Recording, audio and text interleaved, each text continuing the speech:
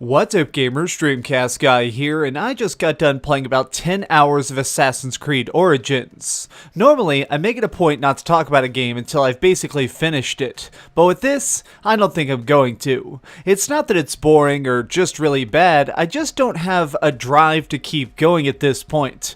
Bayek and his story just don't really suck me in, so I just want to do kind of an off-the-cuff impressions, a quick and dirty review, because so many of you have been asking what I think of it. Let's start with what I think is the biggest change of this sequel, which is the combat. In the 2 years this game has been away, it seems like they've completely redone how we interact with the world, but nothing is more drastic than just flat ground fighting. You and another foe beating the crap out of each other. Normally this game, it worked on a system called the Puppeteer, where basically B would be your left hand, A would be your right hand. Everything was based around very one-to-one transactions. That was because the series was so obsessed with finding its own sort of realism. I think it was a good move to kind of abandon that and move more towards a typical video game sense. We now have a much more typical style of control. You have a strong attack, a weak attack, a block, a dodge, and of course your bow. Using a combination of these, it gives you so many options. For example, a strong attack can deflect their blows or make you get inside their guard. If it's somebody who's guarding a bunch and holding up their shield, one giant strong attack can push them aside and open them up for a giant follow-up strike. It makes it where there's almost sort of a rhythm. There's sort of like a dance to each fight. There is a correct way and an incorrect way to each encounter. I like this because it made it where even if I was accidentally caught in a fight against a guy who is much higher level, I could still defeat him if I kept things moving smoothly. If every single dodge was right and every single one of my hits was just into his perfect weak spot, I could kill people who are 3 or even 5 levels higher than me.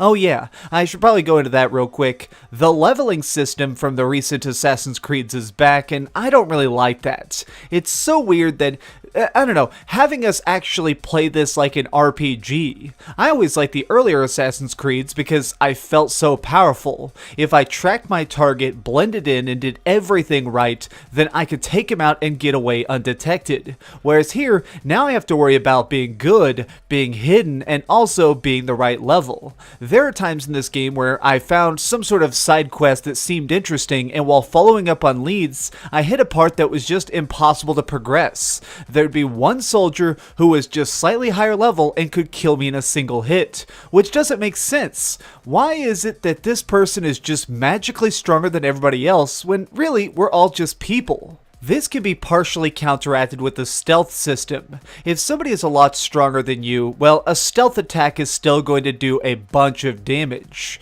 Sneaking up on somebody and, say, stomping on them while they're asleep will automatically do hundreds and hundreds of damage. So even if they're actually much stronger than you, there's a good chance that that early advantage will make it where you can win the fight and get a bunch of extra experience points in the process. That is pretty cool, and you know, I have to say that this feels much more video gamey, and I think that was a very smart choice. There's always been this sense of simulation to the Assassin's Creed games that made sense within the universe. I mean, we are a person walking in the footsteps of their ancestors. We're going into the Animus in order to try and explore these worlds that did exist, and we need to be as true to them at the time as we can be. Well, now they're definitely just saying, screw it, we just want to make good games. And never does that feel more true than when I'm just using stealth. Sneaking around, it's so easy to grab a certain guard, pull them in with whistling or just very minor distractions. That's really good though. I don't know, I really like the fact that they're just trying to make it a good game again, and that is really kind of what persisted throughout all my hours with this. Picking up quests, exploring environments, climbing buildings, each thing felt more video gamey, and that's good. This franchise has at times been overly serious in my opinion. They're trying so hard to be this giant, historical, amazing, epic masterpiece that they forget to just be fun. Well, finally, they're just trying to put the fun back in Assassin's Creed. Now, I can't really say the same for our hero. 𝘽rigins is an interesting guy, but I really could not relate to him at all. His struggle to try and avenge the death of his family, it just meant nothing to me. It just felt too distant, too unrealistic, and just too far from me. You know, when Ezio had his family killed in Assassin's Creed 2, it really hit me, and I think that's because it happens several missions into the game. At this point, you've talked to them, you've interacted with them, you've climbed buildings with these family members. They are part of us, and we are part of him. So when they died, it made you want to go on a very long, very massive quest to get that revenge. But with 𝘽rigins, I don't have that. We see a couple flashbacks with his son, but then he's just dead, and then it's like, alright, time to go kill everybody. Even 𝘽rigins doesn't really seem to care at times. He's talking to people, and he just seems so happy and totally fine for a dude whose kid is freaking assassinated by these evil cultists. So why should I care if he's not going to care?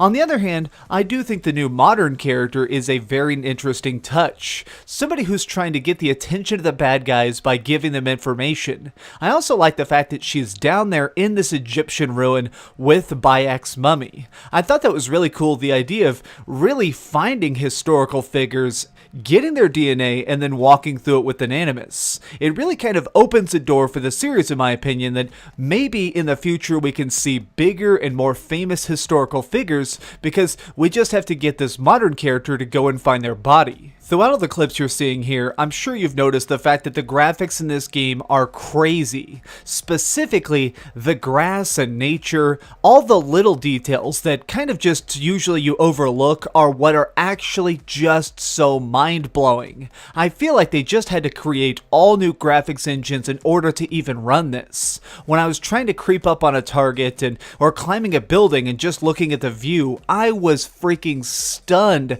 to see that they had managed to do this. Now, this is being recorded on a standard PlayStation 4, and I also tested the Xbox version, but really, I have to say that I'm probably going to test this on an Xbox One X, because this at 4K is going to be insanity. I really feel like we're turning a corner with graphical capabilities, where it's not just about great facial features, it's not just about shiny water, it's about building a world that seems as realistic as the one we're in. Speaking of water though, let's talk sailing. It's now possible to grab random vessels from the coast and just sail out into the sea.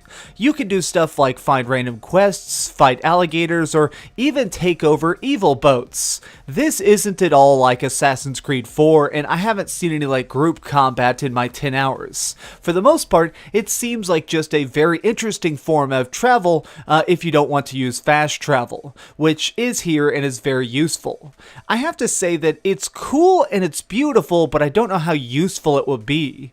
There was only 1 or 2 quests that specifically required that I get a boat, and for the most part, I found it was a lot easier to run, ride a camel, steal a horse, or just flat out fast travel to wherever I wanted to go. On the topic of exploration though, I do want to say that the missions in general they're better, but also a little bit confusing in my opinion. So much of Assassin's Creed Origins feels like it's trying to be an MMO. It wants to build this giant massive environment, but then it just sprinkles all sorts of little quests randomly throughout it. By walking through the streets, you can find a random vendor who needs protection from evil guards, or somebody who's just looking for a Book of the Dead.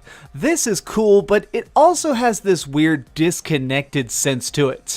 I couldn't really feel moved or motivated. A lot of times, oh gosh, I feel bad even admitting this, but they were just so boring that I kind of just wanted to turn on a podcast.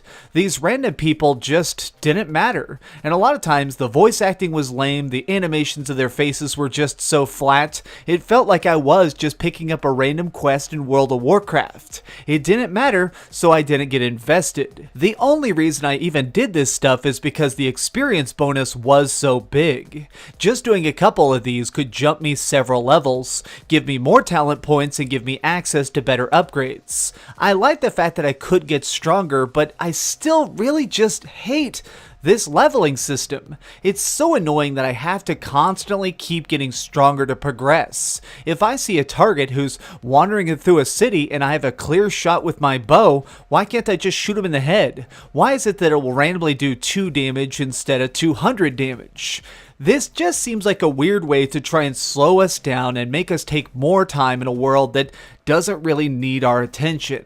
I wish that I liked this game more, and I wish it sucked me in more, but it just really didn't. When it comes to the basics like flat ground fighting on sand and just actually defeating foes to get new gear, that was really cool. The rest I didn't really care for. You know, this game just has a lot of tiny stuff that I just really kind of got bothered by, like freaking microtransactions. I hate the fact that they actually even try and pull you in and get you addicted. As soon as you finish the tutorial, this giant prompt pops up that says, hey, we gave you some helix dollars, which will let you skip the boring parts, which you know is going to be levels. They just want to make it where you can skip ahead, get further, and get better gear if you're willing to spend money. This game to me personally is just kind of meh. It could be better, it could be worse, but it's still pretty decent. If you're an Assassin's Creed fan, I think you're probably going to absolutely love this, because it's really just the same game at its core. It has new characters, a new world, and a very, very big map to explore,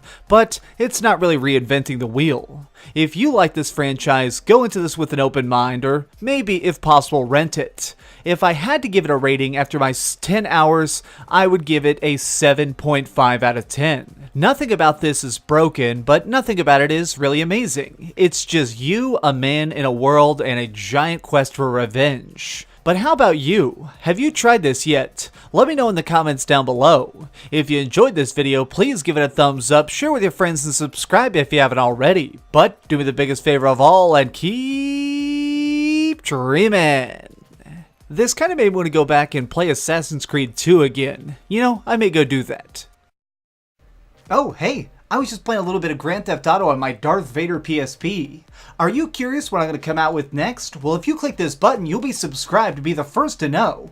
Also, if you click over here and here, you can see my latest review and my latest top 10. I promise.